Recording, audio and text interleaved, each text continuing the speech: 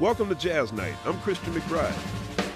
Tonight we've got new music from Wynton Marsalis. It's a jazz suite called Spaces, where each movement is a musical portrait of a different animal. Let's drop backstage to the man behind the music.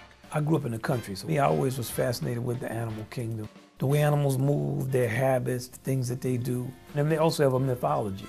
I try to get all the mythology and everything into pieces and capture some aspect of their personality. So Wynton called in some help.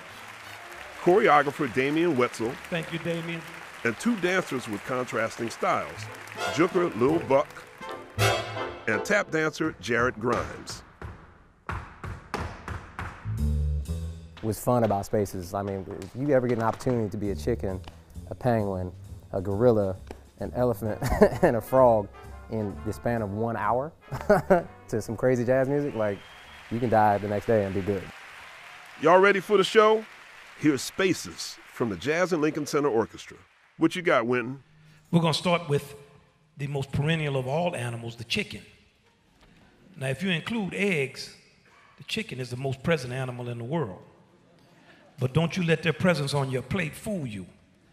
Chickens can understand sophisticated concepts, and they have a complexity of sounds and alarms and things that mean all kind of stuff, from get out of here to get out my way. They're also amongst the very few animals that can achieve REM. So when they're sleeping, they're dreaming about how can we not end up on plates. And you better not disrespect that yard bird, because it is the closest living relative to the great T-Rex.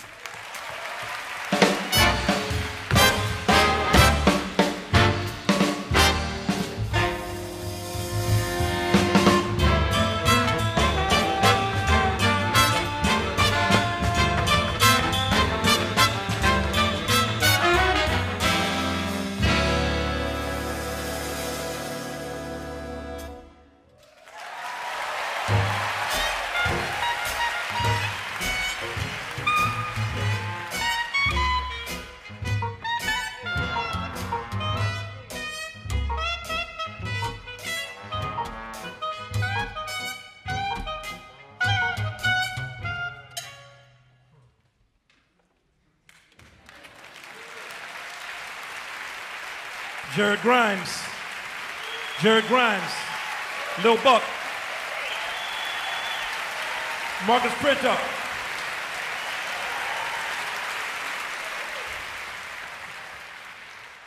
Now, elephants are the truly ancient ones. They're the great trumpeters. They're the great trumpeters. They're the great trumpeters.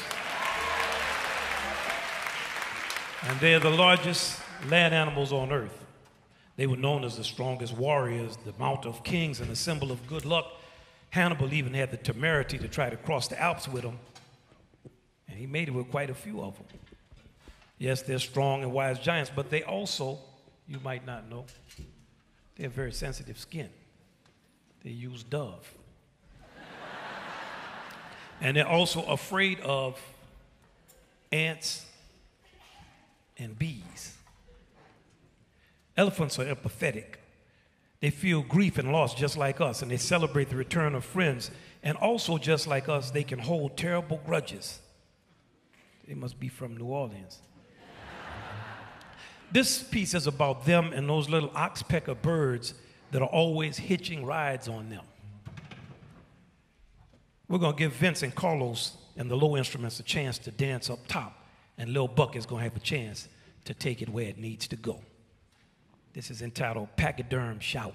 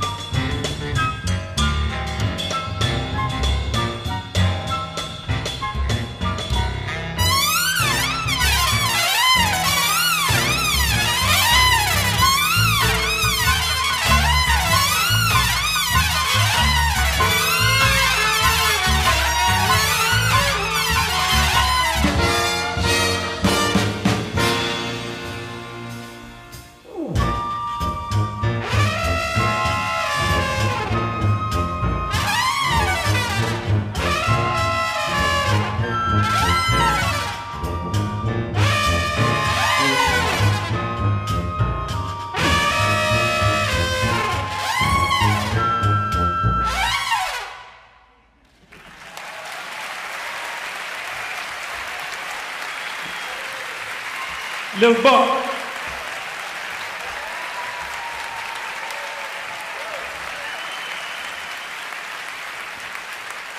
Lil Buck. Vincent Gardner on the tuba. Carlos Henriquez on the bass. Dan Nimmer on the piano. Chris Crenshaw on the trombone.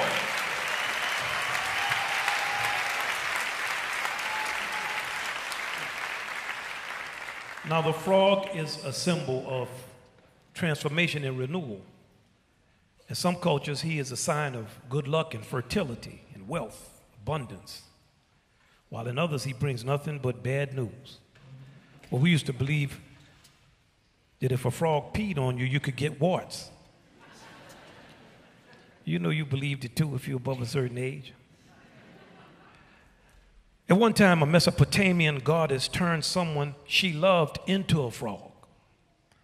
Then, of course, the princess, not this goddess, but a princess a long time after that, kissed a frog.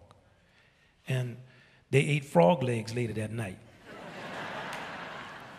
Frogs are land and water, fish, and dinosaur. A group of frogs is called an army.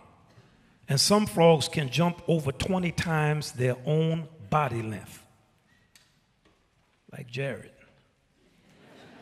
Now, if somebody says they're feeling froggish, you better be careful, because something is about to jump off.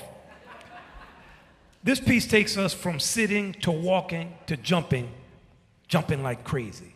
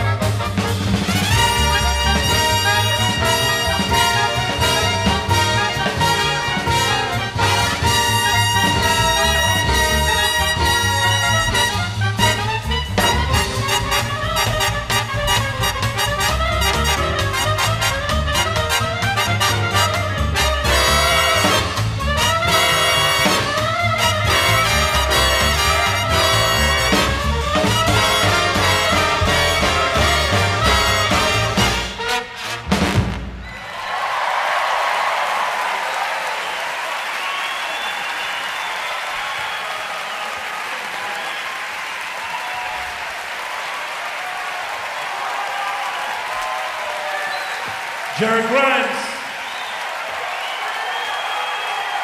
Lil Buck,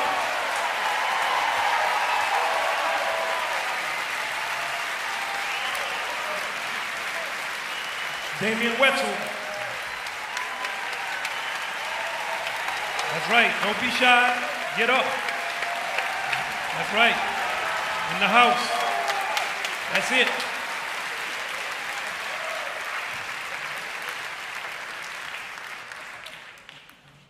Snakes play a role in so many of the world's myths and legends. In religion, literature, even in folklore, snakes have been associated with all sorts of things, from the magical to the monstrous. They're associated with male sexuality and with fertility or the lack thereof. That association itself is the conduit through which they're connected to evil, untrustworthiness, and the famous deception in the Garden of Eden. A snake is often observed flicking its forked tongue out to smell the air and about to go exactly where they're not wanted.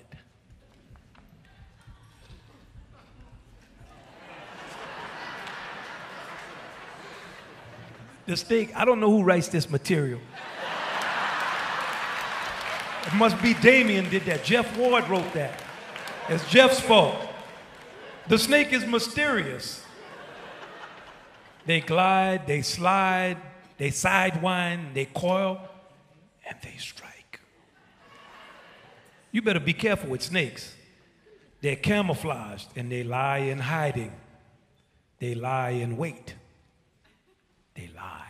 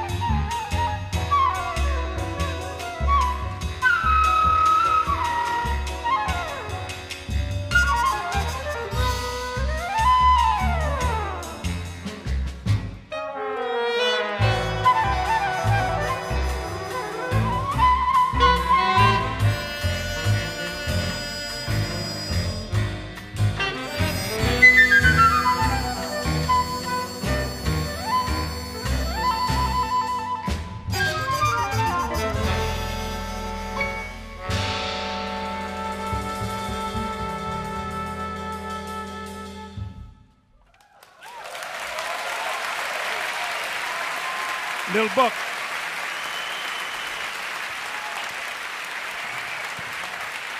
Lil Buck.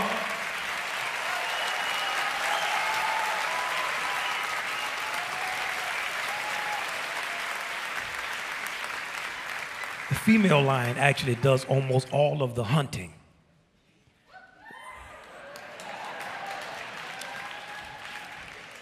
But the males come in and do the eating for them.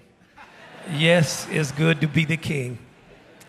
But whenever some younger, stronger, leaner princes appear, it's suddenly just not that good to be king. The male lion spends his entire life fighting. And you know, fights are great when you're winning them. But when you're losing, they don't have the same luster. Even the lie after the fight is not that good. This piece, however, is about a lioness. She wins.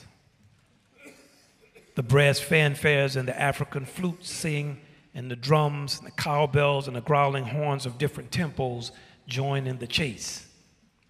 Let's see what we're talking about.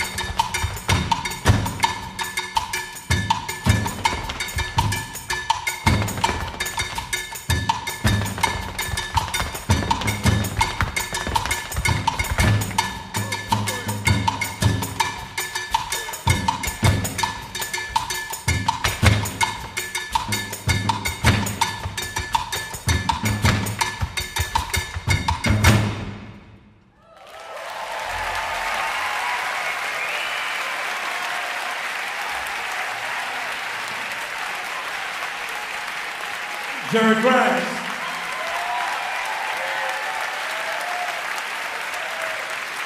Jared Grimes. Walter Blandy.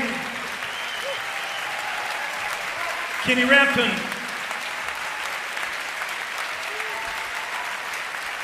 Ali Jackson.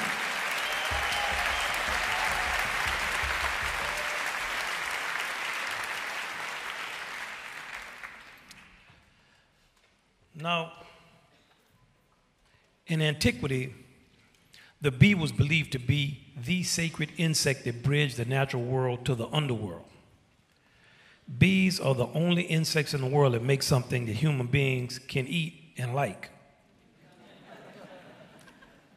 And because bacteria cannot grow in honey, even the honey found in the tombs of the pharaohs is still edible. We don't know who survived eating it, but they ate it. Bees have an incredible social structure. First, there's the queen. Everything is about the queen. She's the reason for everything the rest of the colony does. Second, there's the all-female force of workers. They look for food, they build, they protect the hive, they clean and they circulate air by beating their wings, and they get paid less. Last, not in this case though. Last but not least, there are the male bees, which are called drones. Let me tell you what they have. They don't even get to have stingers. They don't gather food. Their sole purpose is to mate with a fertile queen.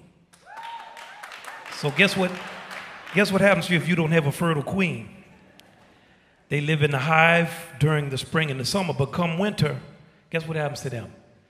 Out. And without a stinger, they're not going to last that long. For our purposes tonight, we're going to deal with bees as a collective. And if you ever make one of them mad, you better watch out, because all of a sudden, all of their relatives are there. This is the final movement. It's entitled Bees, Bees, Bees.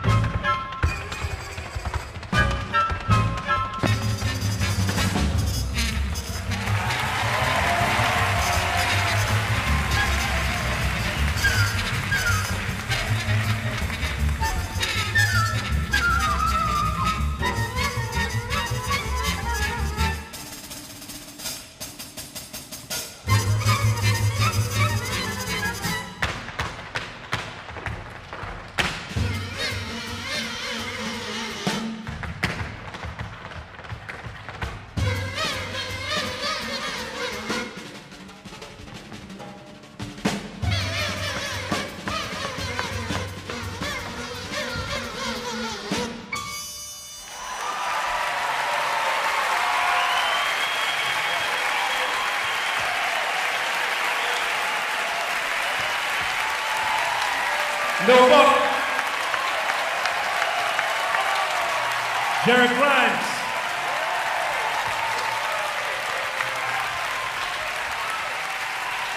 Damian Woetzel.